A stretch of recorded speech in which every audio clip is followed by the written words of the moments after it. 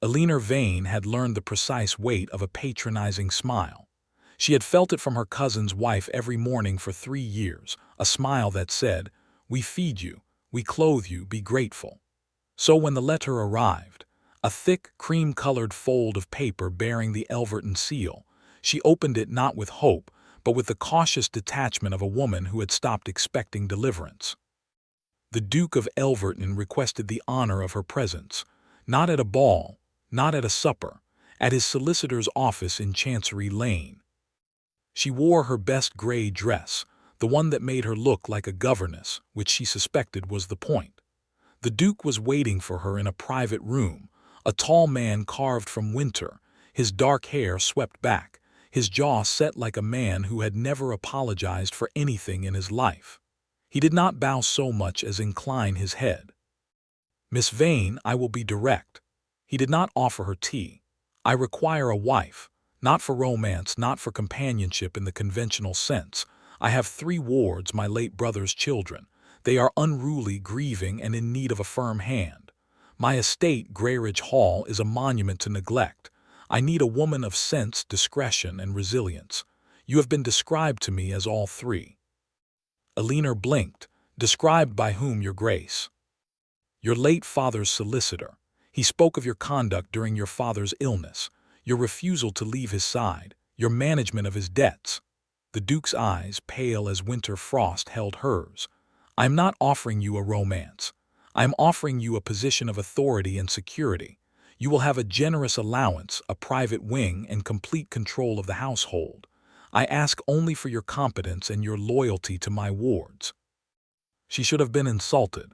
Instead, she felt the strange, weightless sensation of a cage door opening. "You are proposing a marriage of convenience," she said. "I am proposing a marriage of necessity." Eleanor thought of her cousin's wife, of the endless charity of a cold bedroom. She thought of her father who had loved her too much to let her settle, and she thought of 3 children, grieving in a huge, dark house, with no one to mend their broken things. "I have conditions," she said. The Duke's eyebrow rose. "Name them." "I will not be a decoration. I will have full authority over the nursery and the schoolroom. If you wish to entertain, I will host, but I will not perform affection. And when I speak to you privately, you will listen. Not because I am your wife, but because I am the only person in that house who will tell you the truth." The Duke studied her for a long moment. Then he did something she did not expect. He smiled. Not a warm smile, a sharp, approving smile, like a man who had just found a sword in a field of flowers. "Miss Vane, you will do." They were married by special license 3 weeks later in a chapel so cold Eleanor could see her breath. The Duke wore black. Eleanor wore the same gray dress. The vicar looked confused. When the Duke placed the ring on her finger, it was too large and it slipped, catching on her knuckle. He did not notice. The journey to Greyridge Hall took 2 days. Eleanor watched the green fields of Hertfordshire give way to the wilder, darker moors of the north. The house, when it finally appeared, was exactly as he had described, a monument to neglect. Ivy crawled over the east wing. The stone was streaked with rain and time. The windows stared down like empty eye sockets. The children were waiting in the great hall, lined up like soldiers. Thomas, the eldest at 12, stood with his shoulders rigid, his face a mask of defiance. Beatrice, 9, held a doll by its leg, her dark eyes brimming with unshed tears. And little Hugh, 4 years old, clutched a wooden horse to his chest, his lower lip wobbling. The Duke stepped forward. "Children, this is your new guardian, Her Grace, the Duchess of Elverton. You will treat her with respect." Silence, the kind of silence that had teeth. Eleanor knelt. She did not reach for them. She simply sank to her knees on the cold stone floor so that she was at Hugh's level and met his frightened gaze. "I am very glad to meet you," she said softly. "I know you did not choose me. I did not choose you either. But I have come a long way, and I would like very much to know your names." Hugh's lip wobbled harder. He turned and buried his face in his brother's coat. Thomas spoke, his voice sharp as a blade. "You are not our mother. You will never be our mother." The Duke's jaw tightened. "Thomas." Eleanor raised a hand, silencing him. She did not look away from the boy. "No," she said quietly, "I am not, and I would never try to be. But I am here and I am not leaving. That is all I ask you to know for now." She rose, smoothed her skirts, and faced the Duke, whose expression was unreadable. "I would like to see the nursery," she said. The Duke of Elverton stared at his new wife, this quiet woman in a gray dress who had just silenced a room full of grief. And for the first time in his carefully ordered life, he felt the ground shift beneath his feet. He did not know what to call that feeling. He only knew it terrified him. Part 2. The nursery at Greyridge Hall was a tomb of forgotten childhoods. Dust sheets covered the furniture. The grate was cold, the windows sealed with years of grime, and a broken rocking horse lay in the corner like a wounded animal. Eleanor stood in the center of the room, her breath misting in the chill, and felt the full weight of what she had accepted. The children had been left here to freeze, not just in body but in soul. She began the next morning before dawn. She did not ring for the maids. She did not ask permission.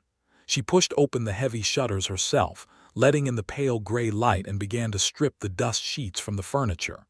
Beneath them she found treasures: a wooden train set, a collection of storybooks, a small writing desk with a broken leg. She worked until her hands were raw, sorting, cleaning, mending. The staff watched her with veiled contempt. The housekeeper, Mrs. Darrow, a woman of iron and vinegar, made it clear that duchesses did not scrub floors. "Your Grace, it is not proper." "Mrs. Darrow," Eleanor said, not pausing in her work, "what is not proper is children living in a house with 50 servants and no one to light a fire in their nursery. If you will not help me, kindly do not hinder me." The housekeeper retreated, her mouth a thin line. The children kept their distance. Thomas watched her from doorways, his eyes tracking her every move like a suspicious hawk. Beatrice hid whenever Eleanor entered a room, and Hugh, little Hugh, had barricaded himself in his bedroom and refused to come out. Eleanor did not force the issue. She had learned from her father's illness that grief was not a door to be broken down but a lock to be patiently picked. So she worked in silence. She rebuilt the rocking horse with her own hands, sanding the splintered wood, oiling the joints. She hung new curtains the color of a soft morning sky. She placed fresh flowers, heather and wild thyme gathered from the moors, in a small vase on the windowsill. On the third night she left a tray outside Hugh's door, warm bread, honey, and a small glass of milk. In the morning the tray was empty. The next night she added a note: "The rocking horse is fixed. He misses you." The tray returned empty again, but this time the note was gone. The Duke was absent. He had left for London the day after their arrival, citing urgent business. Eleanor did not miss him. She was grateful for the space to work. But she could not ignore the way the children flinched when she mentioned his name, the way Thomas's jaw clenched at the sound of carriage wheels. She wrote to the Duke on the 4th day, not a letter of complaint, a letter of facts. "Your Grace, the nursery is restored. Hugh has eaten 2 full meals. Thomas's tutor reports he is gifted in mathematics. Beatrice has asked for a blue ribbon. I have ordered one from the village. I trust your business in London is proceeding well." She signed it simply, Eleanor. She did not write, "Your children are terrified of you. Your house is a cold shell. I am sleeping in the nursery because it is the only room with a working fire." She did not write, "I am lonely." A week passed. The children began to emerge cautiously, like animals sniffing the air for danger. Beatrice was the first. She crept into the nursery one afternoon while Eleanor was mending a torn page in a storybook. The girl stood in the doorway for a long moment, clutching her doll. "May I sit?" Beatrice whispered. Eleanor looked up and smiled. "I was hoping you would. I cannot decide which story is best. Perhaps you can help me choose." Beatrice approached slowly, as if the floor might give way beneath her. She sat on the edge of the chair. Her small hands folded in her lap. My mother used to read to us, Beatrice said. Before the fever took her, father too. Eleanor's chest tightened. I am so very sorry, Beatrice. Thomas says you are only pretending to be kind. He says you will leave us like everyone else. Eleanor set down the book. She did not reach for the girl, did not offer empty comfort. She simply met her gaze and said, Thomas is angry. He has every right to be. But I am not pretending and I am not leaving. You may not believe me yet. That is all right. I can wait. Beatrice looked at her for a long time. Then, slowly, she leaned against Eleanor's arm just a little, just enough. That night, Eleanor wrote a second letter to the Duke. Beatrice sat with me today. She told me about her mother. I did not know your brother and his wife, but I know their children and they are worth every effort. I hope you will come home soon. Not for me, for them. She sealed it with wax, her hand steady. Then she climbed into the narrow bed in the nursery, listening to the wind howl across the moors, and wondered if the Duke of Elverton even read her letters. She did not know that miles away in London, in a cold, dark study, the Duke had read every single one. He kept them in a locked drawer, and every night before he slept, he took them out and read them again. He did not know why. He only knew he could not stop. Part 3. The Duke returned on a Tuesday morning, unannounced. Eleanor heard the carriage wheels crunching on the gravel and felt her heart drop. She had not seen him in 3 weeks.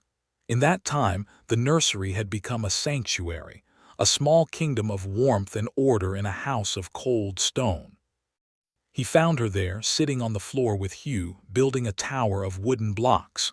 The boy was laughing, a bright, surprising sound, and for a moment, Eleanor forgot to be afraid of her husband. Then the Duke's shadow fell across the doorway, and Hugh's laughter died.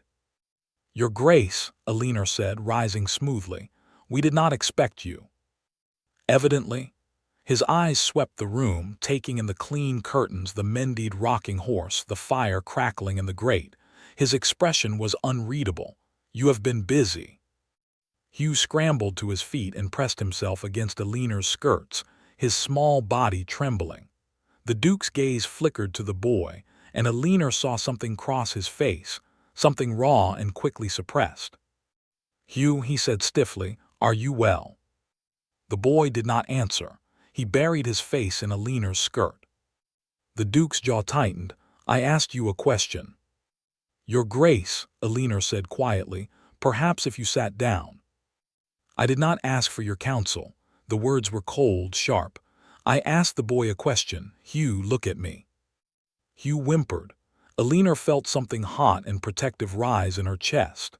She placed a hand on Hugh's hair, a gesture of silent reassurance, and met the Duke's icy stare.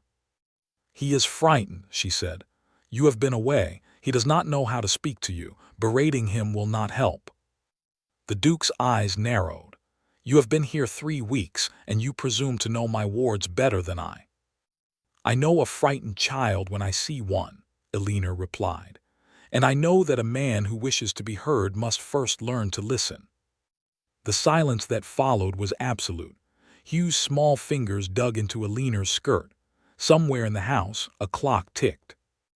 Then from the doorway behind the Duke, a voice spoke. She is right. Thomas stood there, his thin frame rigid, his dark eyes fixed on his uncle. She is right, and you know it. You have never listened, not to us, not to anyone. The Duke turned slowly. Thomas. No, the boy's voice cracked, but he did not back down. You left us here. After mother and father died, you left us in this house with servants who whisper, and you went to London, and you did not come back for 2 years. 2 years. And now you bring a stranger to be our guardian, and you expect us to be grateful. But she, he pointed at Eleanor, his hand shaking, she stayed. She fixed the nursery. She sits with Hugh when he has nightmares. She read to Beatrice until she fell asleep. She did not leave. The Duke's face had gone very pale. I had responsibilities. You had us, Thomas shouted. We are your responsibilities, but you were too busy being the Duke to be our family. The words echoed off the stone walls. Hugh began to cry. Eleanor knelt and gathered him into her arms, pressing his wet face against her shoulder, murmuring soft, meaningless sounds. The Duke stared at his nephew, and for a moment, Eleanor saw the mask slip. Beneath the cold arrogance, beneath the rigid control, there was something broken. A man who had never learned how to love, because no one had ever shown him how. "Thomas," he said, and his voice was different now, hollow, "I did not know." "No," Thomas said bitterly, "you did not ask." He turned and walked away, his footsteps sharp against the stone floor. The Duke did not follow.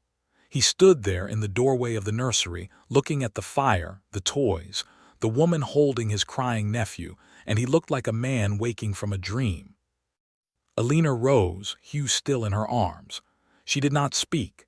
She simply carried the boy to his room, tucked him into bed, and sat with him until his sobs quieted into sleep. When she returned to the nursery, the Duke was still there. He had not moved. "Your Grace," she said softly. He did not look at her. "You should not have come here." "You asked me to come." "I know." His voice was barely above a whisper. "I did not know what I was asking." Eleanor studied him. The firelight carved shadows into his face, making him look older, wearier. She saw for the first time the weight he carried, the armor he wore, the fear beneath. "Thomas is wrong about one thing," she said. "You are not too busy to be their family. You are afraid to be. Those are not the same." He looked at her then, and his eyes were not cold. They were lost. "And what am I afraid of, Eleanor?" She stepped closer, close enough to see the pulse beating in his throat. "Failing them," she said, "the way you believe your father failed you." The Duke of Elverton did not deny it. He could not. He simply stared at his wife, this quiet woman who saw through him like glass, and felt the first crack splinter through the wall he had built around his heart. He left for London the next morning, but this time he did not go to his club. He went to a solicitor's office, and he asked a question he should have asked years ago. "How do I become a father to children who do not want me?" The solicitor had no answer, but Eleanor's letter was waiting when he returned. It contained only 4 words. "Come home, they need you." He read it 7 times, then he burned it. But he could not burn the words from his mind. Part 4. The Duke's second absence lasted 6 weeks, but this time, Eleanor felt the difference. The air in Greyridge Hall had shifted. The staff no longer looked through her. They looked at her with a wary respect. Mrs. Darrow, the iron housekeeper, had begun to bring her tea without being asked. The maids no longer whispered when she passed. And the children had stopped waiting for her to leave. Thomas was the last to yield. He held his anger like a shield, but Eleanor saw the cracks. She caught him watching her as she taught Beatrice to write her letters. She noticed the way his eyes followed her when she carried Hugh on her hip through the gardens. She said nothing. She simply left a set of charcoal pencils and a pad of drawing paper on his desk, with a small note: "The light in the east wing is best in the morning." 3 days later she found a drawing pinned to the nursery wall. A rough, untutored sketch of the moor, wild and beautiful and alive. It was signed, in a hesitant hand, T. Croft. Eleanor did not praise him. She simply left another note: "You have a gift. Do not waste it." The next day there were 2 more drawings. Beatrice had begun to talk about her mother without crying. Hugh had stopped having nightmares every night. The house, slowly, was becoming a home. But there was a hollow place at its center, a cold chair at the head of the table, a name the children never spoke. The Duke.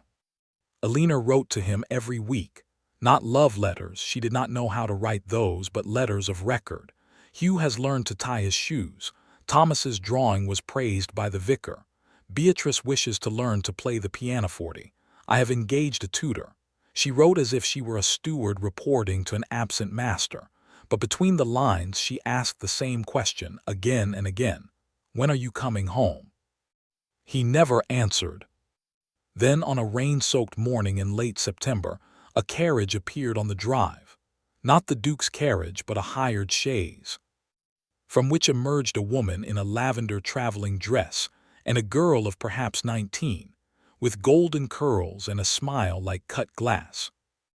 Lady Ashby and her daughter, Miss Amelia Ashby, had arrived. Eleanor received them in the drawing room, her gray dress a stark contrast to the Ashbys' fashionable silks.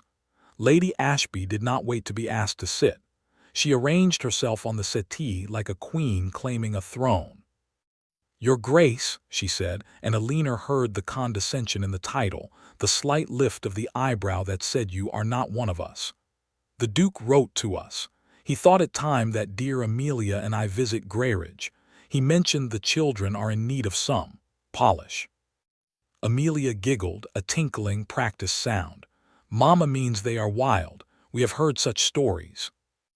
Eleanor's hands remained folded in her lap. "The children are grieving, Lady Ashby. They are not wild. They are healing." Lady Ashby's smile did not waver.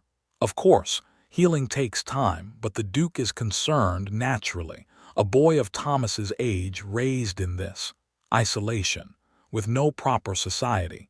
He will never take his place as heir if he is not shaped. The Duke believes it may be best to send him away to school." Eleanor felt the blood drain from her face. Away to school. To Eton perhaps, or Harrow, and dear Beatrice, Lady Ashby waved a hand. There are excellent seminaries for young ladies. They would civilize her.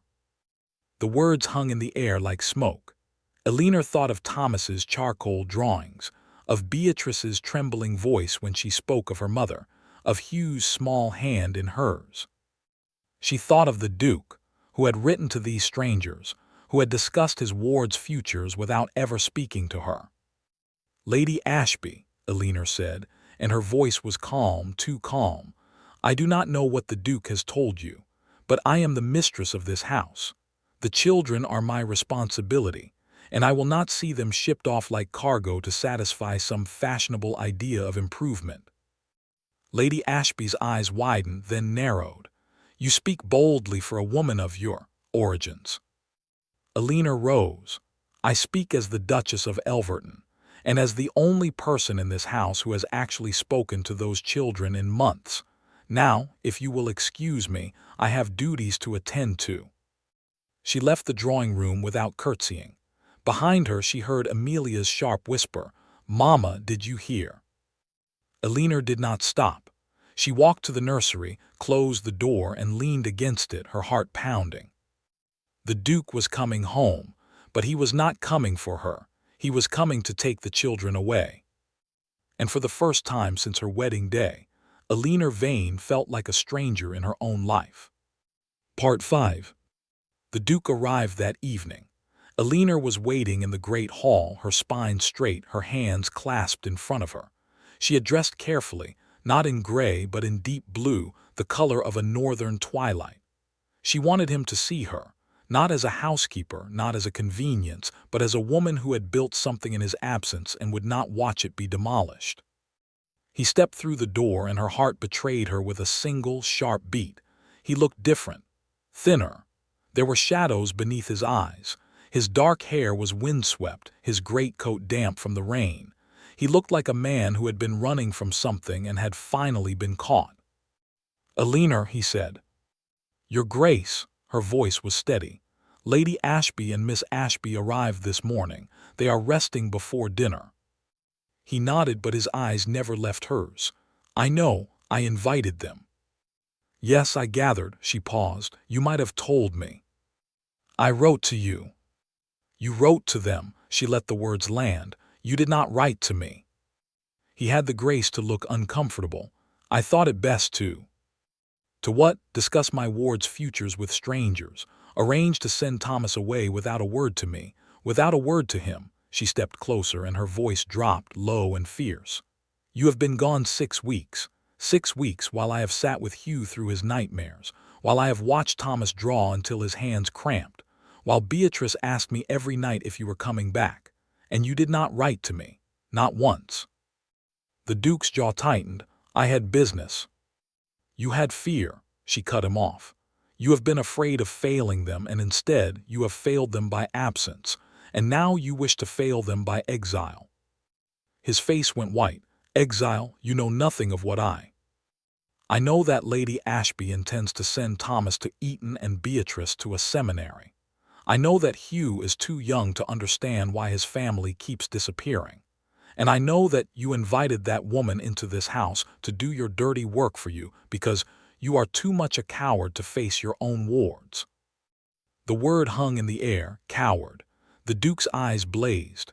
For a moment, Eleanor thought she had gone too far.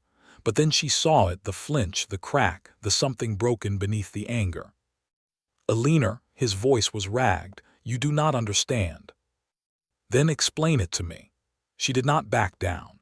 "Explain why you would rip children from the only home they have left. Explain why you would let Lady Ashby's daughter simper at you while your wards hide in their rooms. Explain why you would marry a woman to care for them and then cut her out the moment she succeeded." He stared at her. The rain beat against the windows. Somewhere above, a door creaked.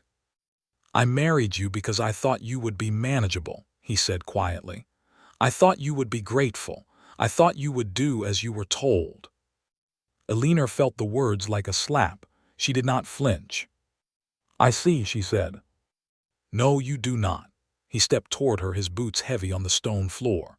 "I married you because I was a coward, yes, because I did not want to feel anything. Because I thought if I found a quiet, practical woman, I could keep my life cold and ordered and empty. But you," he stopped, his chest heaving. "You were not quiet. You were not practical. You came into my house and you did what I could not do. You loved them, and I—" He broke off. Eleanor waited. The silence was unbearable. "And you," she prompted.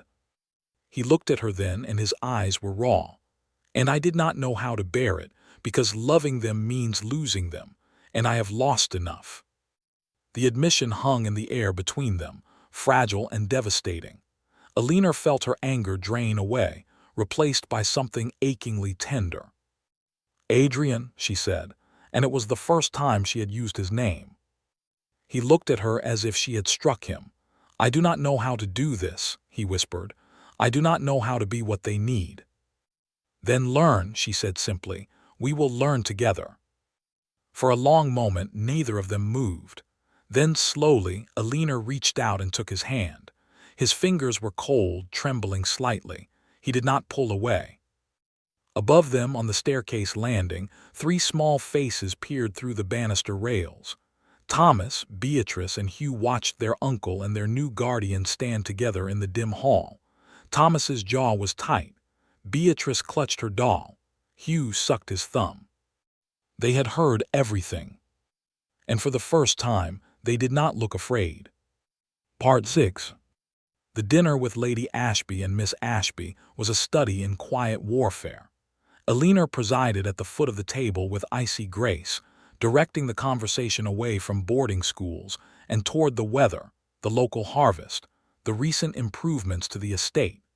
Lady Ashby tried repeatedly to steer toward the topic of the children's future, but Eleanor deflected each thrust with surgical politeness. "The children are thriving here," Eleanor said, when Lady Ashby suggested that Beatrice would benefit from a finishing school. "Beatrice is learning the pianoforte. Thomas is an accomplished artist. Hugh is reading well beyond his years. They need stability, not relocation." Lady Ashby's smile was all teeth. "Stability, Your Grace, is a luxury. Influence is a necessity. Surely you understand that children of their station must be properly educated." "They are being properly educated," Eleanor replied. "By tutors who know them, by people who care for them. Eton can wait. Their grief cannot be scheduled." Amelia Ashby laughed, a brittle sound. "Grief? Mamma, how romantic. The Duchess speaks as if the children were characters in a novel." Eleanor turned to the girl, and her gaze was so cold that Amelia's laugh died in her throat. "The children," Eleanor said quietly, "lost both their parents to a fever within a week. They buried their mother and father before Hugh could tie his own shoes. And you sit at my table and laugh at their grief as if it were a fashion you find tiresome. I do not know how you were raised, Miss Ashby, but in this house we do not mock the suffering of children." The table fell silent. Amelia's face went white. Then red. Lady Ashby opened her mouth to speak, but the Duke raised a hand. "Enough." His voice was low, but it carried. "Lady Ashby, Miss Ashby, I thank you for your visit, but I believe you will want to return to London in the morning. The roads are poor this time of year." Lady Ashby's eyes widened. "Your Grace, you cannot mean—" "I mean precisely what I say." The Duke rose. "My wards are not a topic for dinner conversation. They are my family, and I will not have them discussed as if they were furniture to be rearranged." Eleanor stared at him. She had expected him to stay silent, to retreat into his coldness. But he stood there, his hands flat on the table, his eyes blazing, and he looked like a man defending something he had only just realized he possessed. Lady Ashby gathered her skirts and her daughter with icy dignity. "We will leave at dawn. Come, Amelia." The Ashbys swept from the room. The servants vanished. Eleanor and the Duke were left alone at the long table, the candles flickering between them. "You did not have to do that," Eleanor said quietly. "Yes, I did." He looked at her, and there was something new in his face, a vulnerability she had not seen before. "I have been running from them for years. I will not run any longer." They sat in silence for a long moment. Then Eleanor reached across the table and took his hand. He let her. "There is something I must tell you," she said, "before you hear it from someone else." He frowned. "What is it?" She took a breath. "The children heard us in the hall. They heard everything you said about being a coward, about loving them." The Duke went very still. "Everything." "Enough." Eleanor squeezed his hand. "They know you are afraid. They know you are trying. That is not a weakness, Adrian. It is a beginning." He looked away toward the door. "They will hate me more now." "They do not hate you." Eleanor's voice was firm. "They are angry and hurt and confused, but hate requires distance. They are closer to you now than they have ever been." He turned back to her, and his eyes were bright, almost wet. "How do you know?" "Because they came downstairs tonight. They stood on the landing and watched us. If they did not care, they would have stayed in their rooms." The Duke closed his eyes. When he opened them again, something had shifted. The ice had cracked, and beneath it there was warmth. "I will speak to them," he said, "tomorrow." "Tonight," Eleanor corrected gently. "Do not let the sun set on this. Go to them now. They will still be awake. They are waiting for you." He rose, and for the first time he looked unsure. "Will you come with me?" Eleanor shook her head. "This is between you and them. They need to hear it from you alone." He nodded slowly. Then, to her surprise, he lifted her hand to his lips and pressed a kiss to her knuckles. The gesture was clumsy, uncertain, but it was real. "Thank you," he whispered, "for everything." Then he turned and walked toward the stairs. Eleanor watched him go, her hand tingling where his lips had touched. She did not follow, but she listened. And from the floor above, she heard the soft creak of a door opening, and the low murmur of a voice that was learning, at last, how to speak. Part 7. Eleanor woke the next morning to find the nursery empty. The beds were neatly made, the toys arranged on their shelves. For a moment, panic seized her. Had the Duke left again? Had the children run? But then she heard it, the distant sound of laughter rising from the garden below. She went to the window and looked down. The Duke was sitting on the grass, his coat discarded, his sleeves rolled up. Hugh was perched on his shoulders, shrieking with joy. Beatrice was showing him how to braid a daisy chain, her small fingers moving deftly through the stems. And Thomas stood a little apart, watching with guarded eyes, but he was not scowling. Eleanor watched for a long moment, her heart full to bursting. Then she pulled on her shawl and went down to join them. The Duke looked up as she approached, and he smiled. Not the sharp, approving smile of their first meeting, but something softer, warmer, something that reached his eyes. "Good morning," he said. "Good morning." She sat down on the grass beside him, heedless of the dew. Hugh immediately scrambled off the Duke's shoulders and into her lap, burying his face in her shawl. "I caught a frog," Hugh announced, his voice muffled. "Uncle Adrian helped me." Eleanor raised an eyebrow. Uncle Adrian. The Duke shrugged, a faint flush rising to his cheeks. I told them they may call me whatever they wish. I have not earned father, but uncle is a start. Beatrice held up her daisy chain. Look, your grace, Uncle Adrian says I am very good at this. You are, Eleanor said, smiling. And you may call me Eleanor if you like, or Aunt Eleanor, whichever you prefer. Beatrice considered this. Aunt Eleanor, she said, trying the words. I like that. Thomas said nothing. He was still watching, his arms crossed, but there was something different in his stance, less rigid, less defensive. The Duke noticed. He rose, brushing the grass from his breeches, and walked over to his nephew. Thomas, he said quietly, I owe you an apology. The boy looked up startled. What? An apology for leaving, for not coming back, for making you believe that your grief did not matter. The Duke's voice was steady, but Eleanor could see the effort it cost him. You were right, what you said in the nursery. I was too busy being the Duke to be your family. That was wrong, and I am sorry. Thomas stared at him. His jaw worked as if he were chewing on the words. Then slowly his eyes filled with tears. Mother and father died, he said, his voice cracking. And you did not come, you did not write, you did not even come to the funeral. The Duke flinched. I know, I was in London. I told myself I was too busy, but the truth is I was afraid to see the house without my brother, afraid to see you children because you have his eyes, his smile. I thought if I stayed away, the pain would be less, but it was not. It was worse. Thomas's tears spilled over. He did not wipe them away. I thought you did not care. I care. The Duke stepped forward and then, with a hesitancy that was almost painful to watch, he placed his hand on Thomas's shoulder. I care more than I know how to say. I will spend the rest of my life proving it if you will let me.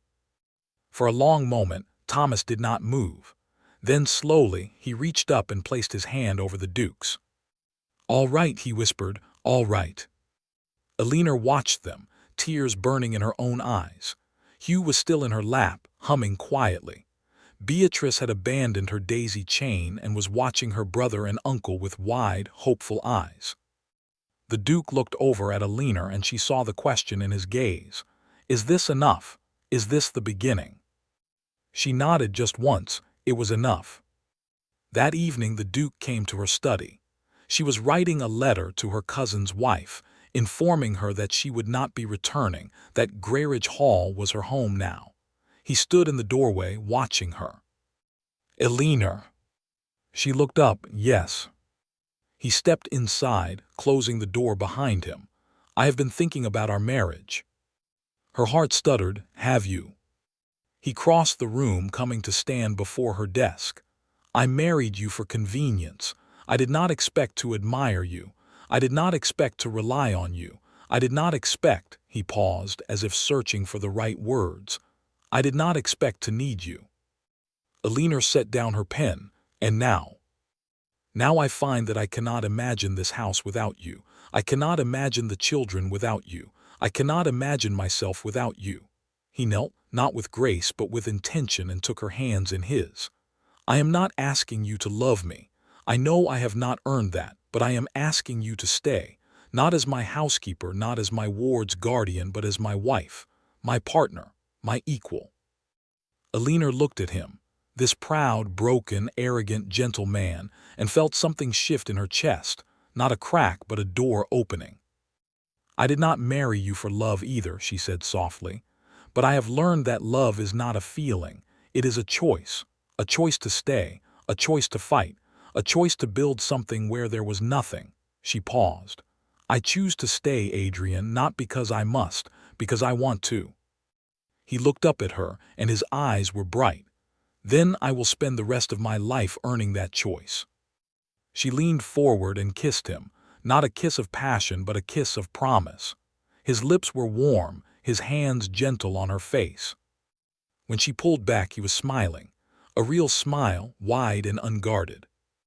The children are waiting, she said. I believe Hugh wants to play chess. The Duke laughed, a sound Eleanor had never heard before. He will beat me. He always beats me. Then you will learn from him." They walked together to the nursery, where three small faces turned to greet them. Hugh was already setting up the chessboard. Beatrice was arranging flowers in a vase. Thomas was drawing by the window, a portrait of the garden, the moor, and the people who were, at last, becoming a family.